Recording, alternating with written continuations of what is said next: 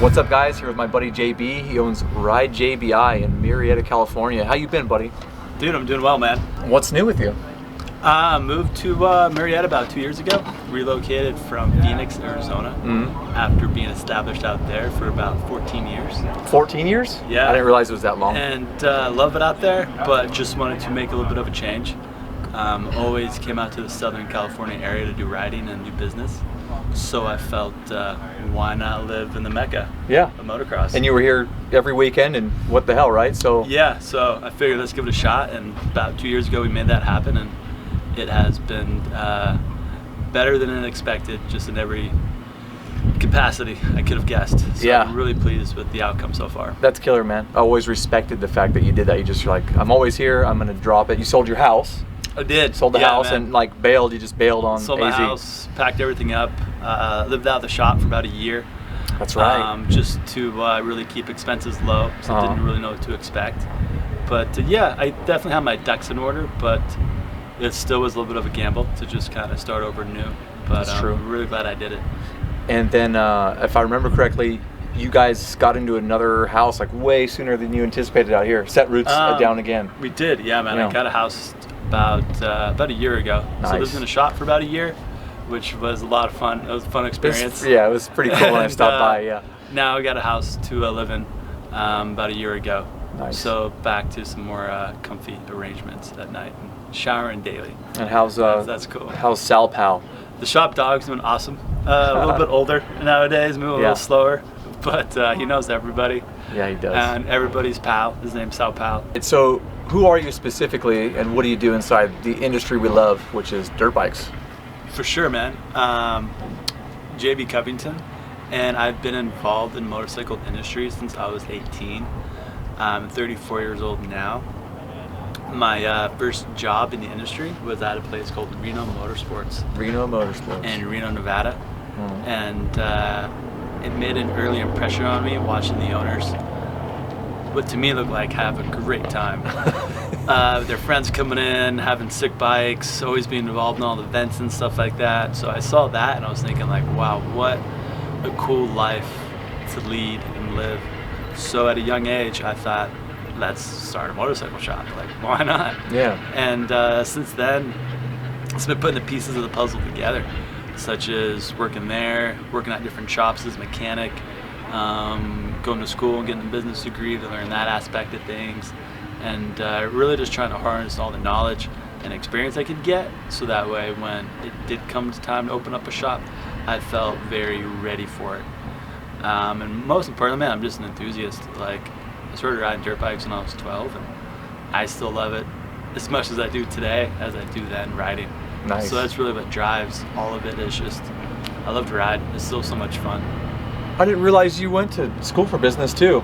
I did. You're, like, very serious. Yeah, most guys just dive in and like kind of figure it out, make it or maybe not. Yeah, you know? I was lucky enough to have the opportunity to go to ASU. At that time, I went to the business school, specifically the supply chain school, WP Carey. I thought that would be a good supplement and complement to owning a business, to understand how to source goods, where to find them, how to deal with suppliers, and so forth. Again, I was just really trying to look at it from all angles before jumping in of owning a full shop and so forth, to give myself the best chances and odds of succeeding.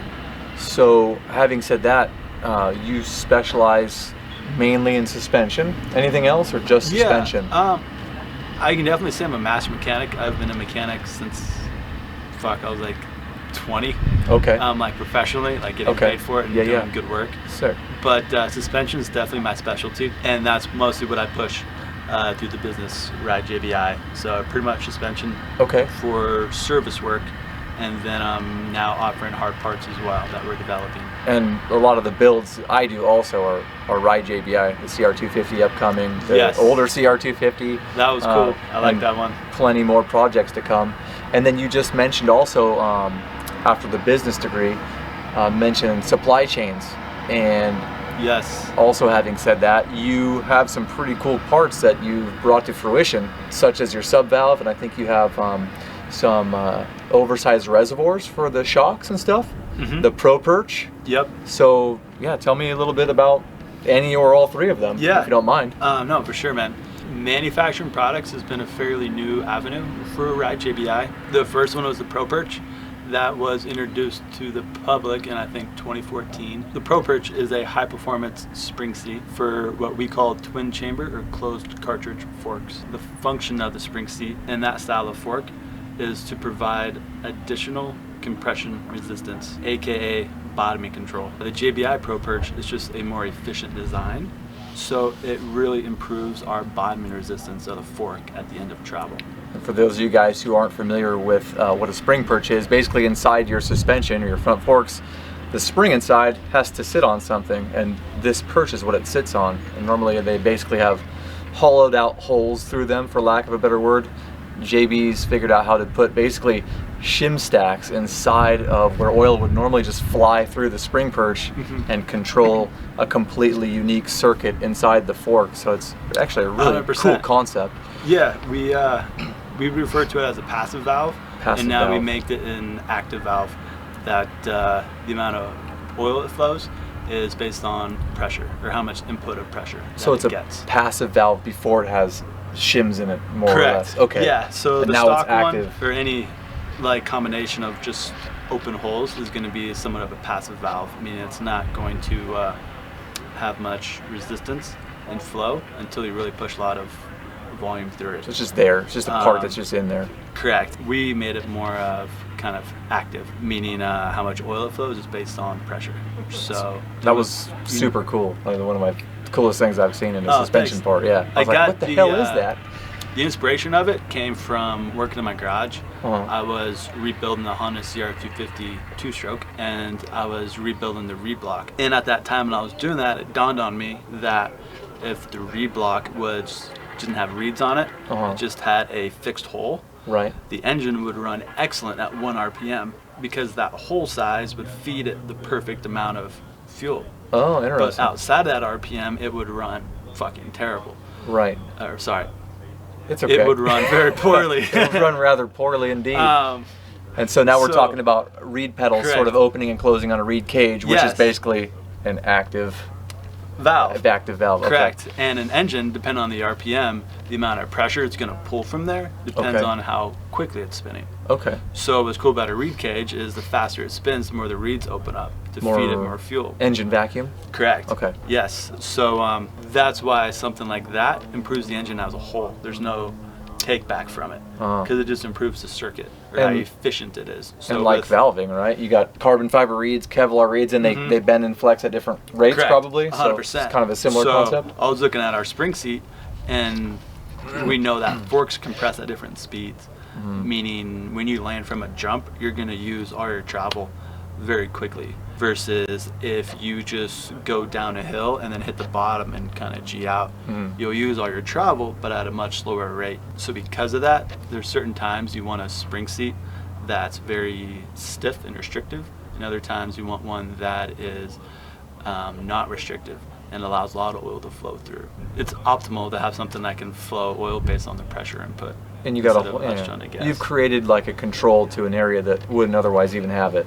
Correct. Yeah. You also have the air spring in there, right? Technically, right? The air space in that part of the tube. Yeah. Okay. So even with coil spring forks, there still is air encapsulated inside the fork, and when you can compress the fork, we are creating an air spring. And we can mimic that with how much oil volume is in the fork. And that's why guys say raise or lower the oil height, 5 cc's, 10 cc's. They're fine-tuning the air spring almost, right? Yeah, you're fine-tuning that. And then for that style of fork, also the engagement point of when the spring seat hits the oil. The most correct way is you look at the overall main effective spring rate in a fork. That's going to be a combination of your metal coil spring, how much oil / air volume is in the fork, and then you'd also take into account the pressure spring. While the pressure spring has a very small contribution to it, it does have some in there as well. So you guys can tell that JB has the mind of an engineer, and he's very in-depth and in tune with every little piece of the suspension, which is one of the reasons I admire you. And you actually fixed my KTM 250SX with one of your sub-valves, which was another part that you had manufactured. Yeah. That is unique to Ride JBI and available for AER, the AER fork. Yeah. Any other forks? Air fork, the KTM Husky fork? Yeah, just for that one right now. And that would be the first item I actually designed all on my own in AutoCAD. It's called Fusion 360. Check it out if you're into design and stuff. It's free for students. Oh, nice. But that was the first item I designed by myself, made the drawing files, made the models. No kidding. Yeah. Sent it off to a machine shop to get made, and then made all the media myself, did a lot of the testing. I always get feedback from other people, a lot of the main testing and stuff as well. So that was one of the first products that was purely JBI. A lot of the more, let's say, complex features and design, I sub out to a friend of mine that does all my 3D modeling. Okay. Because he does it massively faster. Gotcha. Than I wouldn't even know where to start. Like, I don't even know what that looks like. Yeah, it's a lot of YouTubing for me. Try to do simple stuff. Yeah. So I've learned how to better use my time. And just, when somebody's a pro at something, you get certain value out of that than you do from always doing it yourself. I've learned that it's okay to ask for help. For sure. If you really need it, and you end up being the bottleneck in a process, like, you're just killing yourself. So you start in the beginning, you want to do everything yourself, and it's just not possible. Which is why so many of you guys, graciously help me with these bike builds. But I'm not a suspension tuner. I don't anodize things. I'm not even an engine builder. I just have this idea, right? So, good vision. I like it. Thank you. Yeah, remove yourself from being the bottleneck. In other words. Yeah. What's new and upcoming with the shop? For right now, man, probably the past 2 years has been a lot of development on the KTM Husqvarna, now Gas platform. Yeah. Nice. The focus has been on that new chassis that was released in 2016. Okay. Originally with the 4CS forks, which luckily have fallen out of favor. Yeah, they're gone. Very unique system, by the way. It just came up short. But we've been focusing on that for the past couple of years, just really trying to dial in that bike, the shock, and the forks. I'm always developing all other brands as well, but for a long time, I'd bring our KTM to the track that we're developing settings on, and then I'd maybe ride somebody else's bike I have set up before, like a Yamaha or a Honda or something, and I'd always ride that and then go, shit, our KTM settings aren't even close to that other bike. Okay. So it always helped to benchmark where we're at by riding different brand bikes, because it becomes very apparent at what certain bikes do extremely well and what some don't. So it kind of gives you a goal of what to shoot for. And the Yamaha is a good benchmark. Oh, that one, or just really any Japanese bike, they got really good stock hardware. The settings may not be the best, but once you get them set up right, they work well. Yeah. So there's always quite a gap between all our Japanese setups and our KTM/Husky one. The past 2 years, we've really closed that up to where I'd say our settings are about equal. So now moving forward, man, focus will be shifting on to the new Honda that came out. Okay. I got a chance to ride that. Did you? Yeah, I did. How was it? It's extremely soft up front. That's okay. I clanked it on the first lap. Really? Clack! Yeah, oh man, so it needs you. Yeah. So I mean, I've yet to ride one, so this is purely opinion with no experience of doing it. So take it as what you will. But I was pumped to see Honda updated the frame on that bike. That's something very hard for us in the aftermarket to do. I understand we could like polish a frame and remove material to make it flex more, but like it's very hard to repeat that accurately. So I was pumped to see Honda did that for the new bike. I assume for us it's going to be just fixing the suspension, which is very common. I mean, common as in like that's almost every bike that's new. Everybody needs a setup. Some sort of tweak. Yeah. So fixing the suspension and the mapping is really going to be easy things. And I think after that, you're going to have a really good bike. Dude, it was nice. It was like a toy. It felt small. It felt light. You could flick it around. It had Jamie's maps from Twisted in it. It did? Oh, nice. And it freaking, it ripped. Because I had read they were dirty on the bottom. It revved up like a KTM where like, it was smooth, and then before you knew it, you're like in the land of you could be in trouble, you know, especially with the suspension the way it is. Oh, bet. but basically what you're kind of getting at is that with a better base platform, it makes your job easier, right? Because you're not modding a frame, so. For sure.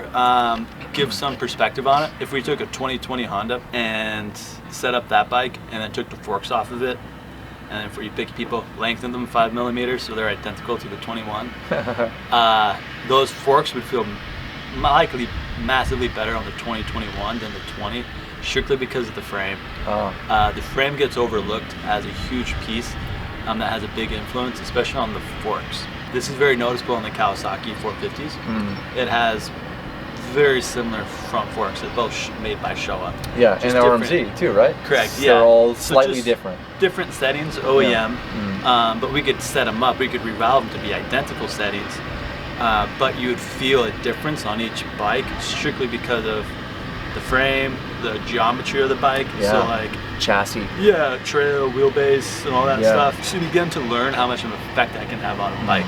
Yeah. So if you have pretty good suspension settings for your 2020, and you were just to take those and put them under 21, you would already be at a better place than you were previously. Nice. And strictly because of the frame. But yeah, so moving forward, man, it's gonna be focusing on that and just get some good feedback with that, because it seems like it's gonna be a very popular bike, and let's get it figured out. Your only problem now is going to be finding one anywhere at all. For sure. At all. So that's what it seems like. Yeah, everything's wiped out. We went to Chaparral yesterday. Yeah. And if you guys have been there or not, it's just like, it's almost like a Costco for dirt bikes, like size-wise. It was wiped out. Cool thing was we went to Langston's after, just down the street. Grant says the shop over there is pretty wiped out too, but it looked pretty full to me. They had pretty much every single bike you could want still, even an RMZ, so that was cool. Check that place out. And yeah, it's just weird seeing a Costco size bike dealer kind of just empty. I bet. It was like all the toilet paper a couple months ago. No way, that's yeah, that's gotta be bizarre. Every time I've been in there, it's just been so packed. So what do you think in the future? What do you foresee coming with these bikes, with development and the future of suspension, more or less? Electronics has become very apparent that it's becoming more and more part of our bikes. We got fuel-injected dirt bikes now. That's been very common in street bikes for a long time. I know street bikes are starting to use some electronic suspension as well. No kidding? Yeah, for sure. I've never even heard of that. From my knowledge, and I don't have a lot of it right now, but I'm seeing two types. Some where you just hit some buttons and it'd be pretty much adjust the clicker for you. So instead of us adjusting our clicker, you hit a button and the computer's gonna move that screw for us. So this will be in tune with ECU, maybe? Possibly. Okay. So, but it's strictly passive. It's not like taking any input data to adjust it. It's just you saying, I want firm settings on my bike, hitting a button. Okay. And then it'll set it to the firm settings. Got it. Instead of us driving that clicker manually. So you got stuff like that out right now, and then there even is some stuff that does take in input data also, and then adjust the valving in real time. All this is in street bike applications, but we're starting to see it cross over into like trophy trucks, and there's a lot of similarities in those shocks. As the rear shocks on our bikes. This is purely guess, but I don't really see much room for electronics on our bikes as gasoline powered bikes. But down the road, if electronic bikes do become the norm, I don't see it being much more of a stretch to add the additional, let's say, computer componentry needed to do that. Run the systems of electronic suspension. Yeah, at that point though, why wouldn't they, right? Correct. Everything is electric. If everything's electric already, it's not. Whereas right now, to try to add in another ECU or more data and so forth to that engine, I would assume it's going to require a lot more than just having a bike that's already kind of based that way. With the amount of data it's reading and working and so forth. Right, and it's all trickled down, right? It comes from usually automotive, then street bikes, and like you said, and kind of makes its way down into the dirt bike world. One feature that would be really neat is the Ford Raptor. I think the 2019 models, the shocks sense when they top out. So meaning when you jump the truck, it senses the shock absorber has fully extended, so meaning like it's in the air. And then I believe it has some sort of timer as well. So it senses the wheel's been fully extended and it's been extended for this amount of time. So what it does is it sets the shock to the stiffest setting before it lands. And then when you land, you have maximum compression resistance. This is active? And then it senses it back, and then it sets it right back to your baseline on the road setting. This is happening as you use it.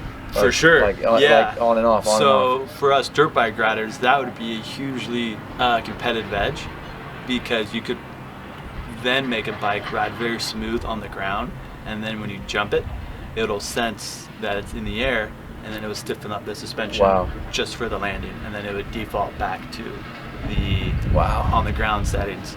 The tricky part would just be getting the timing down. If you're like wheeling through some bumps and the front wheel extends all the way, you probably don't want the fork to go full stiff when you bring it down. Yeah. So it's just maybe creating some sort of timer that says the bike's been in the air for a second and a half or something like that. Right. Now, make it stiff. Yeah. That's going to be programming and shit like that. But I think that's where the future is kind of heading towards for a lot of that. It'll still be hydraulically controlled, so it'll still be valving and shims and all that stuff. No more screwdrivers. No more flathead screwdrivers. Likely not, man. It's probably more plugging in your computer. The rate that this will happen, who knows? I would imagine that the electronics will just complement what's there. So the fail-safe would be your suspension works as it does now. Yeah. If for some reason electronics did not work. Right, got it. Yeah, so if there's a failure or break a wire or something. Yeah, it wouldn't be like it doesn't work. It still would work as it normally does. It wouldn't be like get the added benefits of that system. It wouldn't be like PSF1 where you blow the seal and your day is over. Yes. Yeah. Yes. 100%. PSF1 were the first gen air forks on like 2013 and 14 Cowies and Hondas. That's extremely interesting. And so, I mean, if you're thinking about it, you'll be there. You'll be on the forefront of that. Yeah, That's wild. It'll be something else to learn, and it'll be interesting to see what the OEMs do and at what rate they come out with that, because they're the ones that really set the standard. New technology is always cool, and so is complexity, but as we know, it adds to the cost of the sport, so it's always good to find that balance. Right. But I think with the electronic bikes, that's going to usher in a whole new generation of how we set them up and what's capable. And that might have happened sooner. Really neat. Alta. Yeah, I mean, have you ridden Alta? No, I was like a year away from buying fast. One. Are they? I rode the MXR, so that was like their top of the line model. The MXR, I know a guy. I only rode it in Map 3. I think Map 4 is their fastest one.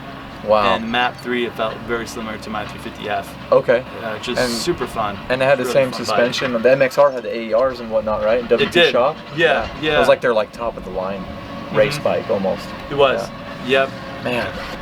I was like, one more year I'll buy one. And For sure, I was thinking the same thing. Yeah, what was it? Harley pulled the funding.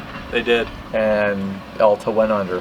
They were so close. And Honda's got a killer looking e-bike. They do too, yeah. It looks cool. Yeah. That's one thing they got working for them. The Alta it was cool, but the Honda looks just so much like a dirt bike. What we're used to. Yes. The Alta looked like a T-Rex or something. Like a prehistoric kind of like not in a bad way, but it looked like, there's a price you pay when you come into an industry that's already been developed and you're trying to come out with let's say a new style. Like we saw this with the Elon Musk truck. To try to disrupt. Yeah, because you're really changing the standard model of what's out there. And part of that with them was probably publicity stunt, right? Who knows? I mean, and they sold all of them. They did, yeah. They said in the I'll take one. Yeah. Shit. I would rock a Cybertruck. I need a machine gun though, and something like that. Turret on the top. Yeah, like turret. the Halo Warthog. Yep. Let's talk about some bike builds real quick. Yeah, bike builds. Okay. Bike builds. The first one we did was the Honda CR250. That was Project Gun Show. Yes. That was a full build frame up CR250, and we gave that bike away. It was actually my first dirt bike giveaway. It was. What was your favorite part of that bike? Man, honestly, every time. What was it? I want you to go first. Mine has less to do with the bike, and more to do with all the people involved. Because I think coming into, I will say that I came into the moto industry later, as a career electrician, and I still am. Starting my shop later, and then going through the ringer, kind of through the steps, and just showing up and getting my ass beat, and then meeting people, and then doing stuff, and then becoming people are like, okay, he's serious. And then now MXR, I feel like when I go places or meet people, they kind of know what it is. And so back to what your question about my favorite part was, it's always every time it's the relationships. I get a kick out of when I met you. I get a kick out of when I met Daryl at the Dirt Bike Mag Ride Day. I got a kick out of being invited to a Dirt Bike Mag Ride Day. Everybody that jumps on board, it's it's just super flattering for me. I'm like, this is cool. These are my cool. People, For sure. So I love it. You're my fucking people, buddy. Oh yeah, I was pumped to be involved, man. Yeah. I take it as such a compliment when people reach out to me and they want to collaborate or they want to be a sponsored rider or anything like that. Because to me, that tells me they've looked at the image and brand that we've established and built, and it's something they want to be a part of, and I put a lot of effort into it. So I'm always pumped when people are like, hey, I want to be involved or help out or somehow. Like, that's a huge compliment. Yeah. So I was stoked to be on board, and he gave me the opportunity. So it's the same relationships. Yeah. Yeah. Look at that. Well, no, my favorite part is the frame. Oh, the frame. Oh yeah, I know, because it was loved and hated.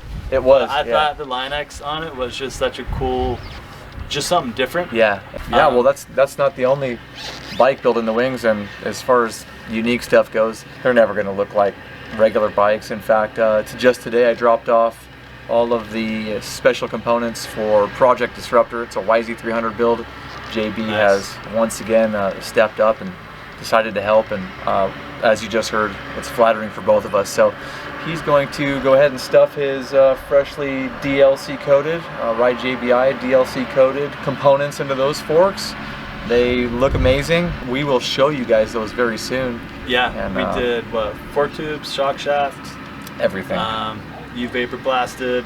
Yeah, we did all some the componentry vaping to be a killer kind of silver. Oh, this is another bike we built. We have Disruptor's the gray bike, the YZ300. Yeah. JB and I are also doing, as some of you know, another CR250 for Dirt Bike Magazine. It's a 2004 CR250. Oh, yes. And that's T1000.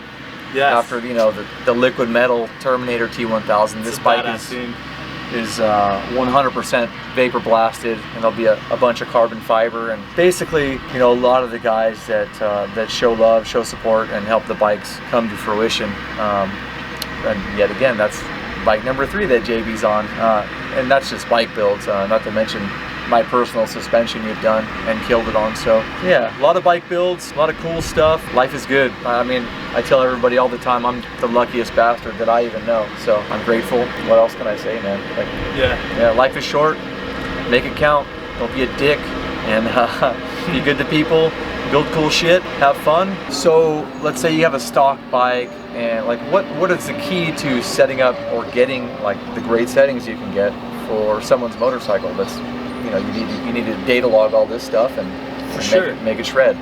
Yeah, man. Typically what happens is I myself get a new bike, or somebody that's close gets a new bike. So at that point what we'll do is just go out and ride it. Yeah. I'll get a lot of seat time on it. Obviously the owner will get some seat time on it as well. Yeah. And at that point we'll just make a bunch of notes that day. You know, like where the clickers are, how much sag we're running. Yeah. Usually we'll have the manual with us, so we can reference information such as what spring rates are in the bike, how much oil. Yeah. So it's kind of start writing out all that's called the variables that apply to the suspension.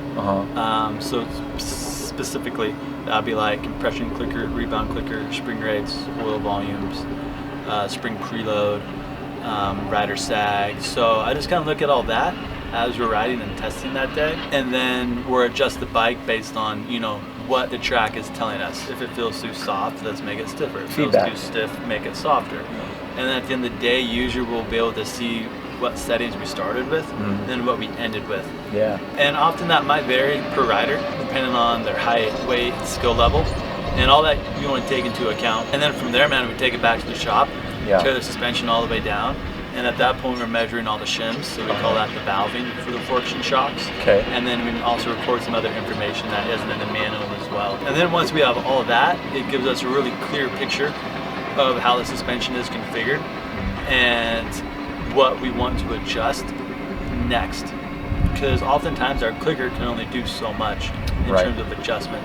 How about like tube diameters and like out where they fit in the clamps, things like that? For sure, yeah. Because you've explained to me in the past, like, yeah, the Honda one is a little thicker, the new Honda versus the RMZ, but the RMZ is a little smaller. And then the Cowie has like a dimpled and coated upper tube, even though they're all the same basic Showa twin chamber. Correct. But they all have their little tweaks for each bike. For sure. Okay, so those are important things. So I would like an Excel spreadsheet, and usually it's broken down by bike. So that's that year, make, model bike. And oftentimes a lot of the stock information is copy and pasted over from the previous year if it hasn't changed.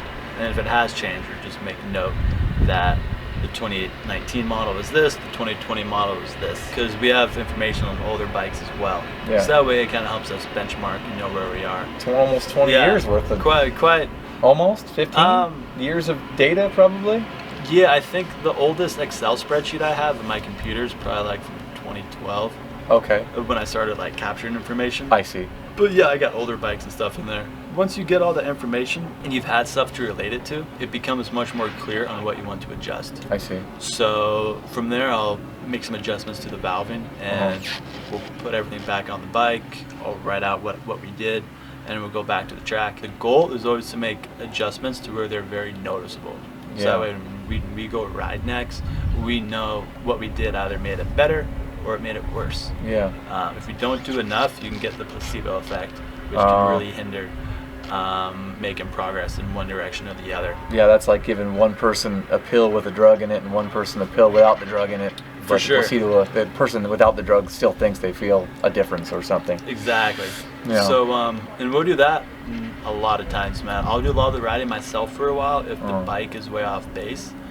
Because if a bike has really poor stock suspension settings, it can be really hard to understand what to tune because it might be doing so many things poorly at once. Yeah, you don't know it can become overwhelming. Yeah, so I'll do a lot of the testing on my own for a while to try to get a really good baseline. You're listening to this bike.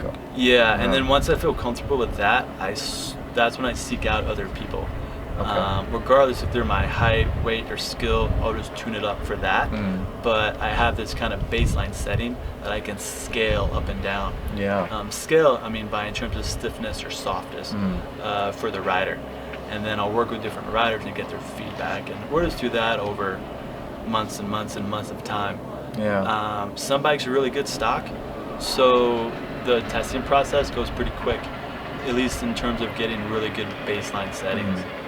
For instance, the Yamaha is really good, so we do some tweaks to them, but it's not nearly as in depth as us rebuilding or revalving my KTM. A BFRC shock. Yeah, you know, man. We try not to change stuff unless it just has to be changed. So some suspension is really good. It's just a matter of fine tuning it, and you get even better results. Other ones, you're really limited with what you're working with.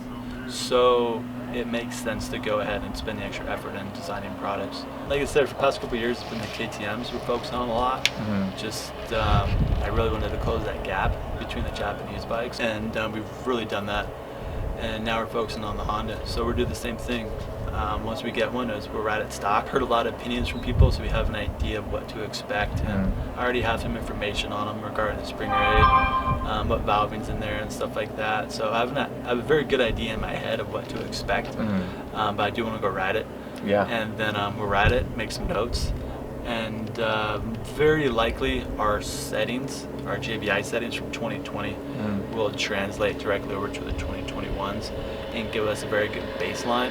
And then from there, it's just testing and fine-tuning those settings for that specific new platform. Got it. So you'll already have pretty much something that works really great for this bike, likely, especially with the better frame geometry. Exactly. So most likely, but I never want to promise anything until we've actually done it. Sure. And we can, say for sure. So what you're saying is, all of this is earned, and you're in the trenches like a mofo the whole time. Always. Every bike, every time, and you go and earn your settings. And so that's gone well for you, because everything you've done for me has been really, really great. And it's continuous. So like the KTM Husky stuff will always still be getting improved and developed. It's not a closed book, in other words. Never, and you learn a lot. So like with the new Honda, I'm going to learn a ton, and some of that may trickle over to the next bikes that we work on as well. So it's just continual improvement. That's life. That sums up life. Yeah, you're getting better or you're dying. Always. Straight up. Thank you for sharing all this awesome information with me. It's always a pleasure to link up with you, and I have one more question before we go. Yes. What is your favorite thing about what you do, hands down? Like, what's your number one? You get pumped on your career, your shop, suspension. Like, what is that? What stands out the most is the people I've met. I've met just the coolest people in the industry. I love to ride, so that's a huge plus. What I do, I get to do it often. Not a bummer. But I've just gotten to meet some of the coolest down-to-earth people from all walks of life that have the same passion as we do, and that's just getting out and riding. Yeah. And they all understand that outlet of what it's like to go ride. I've gotten the ability to form some great relationships with people and just meet people I never would have. Yeah, put yourself out there. Yeah. You know, that's like the reward of it. Motorcycles is so much more than just riding to a lot of people. It's definitely just a way of life, and just such a culture that's really cool to be a part of. There's so many good people involved, and it makes it just friends for life with a lot of people. Yeah, I'll say, absolutely. Awesome, man. Well, it was great to see you, as always. You too, man. I'm glad you came down. Absolutely. We'll do it again soon. And for you guys, thanks for watching. Really appreciate it. Consider dropping a like and a sub. And you have a YouTube channel as well? We do, yeah. Just Ride JBI on YouTube. Okay. You definitely have an Instagram channel. You slay Instagram. Your stuff is sick. And then we'll be focused on some more YouTube content in the future. Okay. Probably post some just old videos and stuff we have just for people to watch. We've ridden a lot of cool places over the years, so it's just fun to be able to YouTube where you've been, or if somebody else is going there and they want to try to see the environment. Well, actually, where do you like to ride the most? What's your favorite place that you've been? Maybe you don't go there often, but what's been like the coolest place that you've rode? I'm gonna have to say that we love going to LACR. I've never been to Kihia. I haven't been to Perris Raceway since it was Pala in 2010, so that's 10 years. But LACR, we love going there. We love when we go there on 2-strokes also. But we're out of 2-strokes right now. It's a damn shame. So if people want to check out all of the awesome products you've created, or they want to get their forks DLC coated or rainbow coated, or their tubes polished and anodized, or just a standard rebuild too. Yeah, all the way down to just the basics. And I mean, where can they see some of that work? RideJBI.com. Okay. Our website's got a lot of great information, very in-depth and detailed for the products that we offer, our services. The goal of this is to be very transparent. Growing up as somebody with the internet, it's really cool to see how transparent that has made things. Yeah. And also growing up, I noticed a lot of other suspension companies are the opposite. They try to be very non-transparent, and that's fine, but I think it's very important as a consumer and a rider to know what you're buying, what you should expect, how it should work. That's the truth, man. Like, honestly, that's the way the world is now. There isn't, you know, you're not buying the stuff from a big box store, so you need to be that way because you are your brand, and that's what's going to carry you through as the internet hones in on the individual being the company. We don't really sell any fluff, nothing against that stuff, but like it's just really cool when you buy a product and it does exactly as it is advertised. Yeah, and believe the hype. So and I know exactly what it feels like to jump on a bike and have it just work awesome. There's such a good feeling about that when you're out riding and the bike's just doing what you expect it to do, and that really adds to your confidence on the track and just how much fun you're having. Yeah, the less you're thinking about your machine while you're riding, the better. If you are on your bike and you are constantly thinking about how it's trying to kill you, it's not good. You know, like you don't want to think about your bike at all. You just want to be able to rip around and flow and be smooth. And you know, if your bike is twitchy or shaky, or you just always feel like it's going to bite you in the ass, but you don't know when, then you need to talk to JB at Ride JBI. Give me a hug. All right, brother. Oh yeah. I'll see you on the next SoCal trip. I dig it.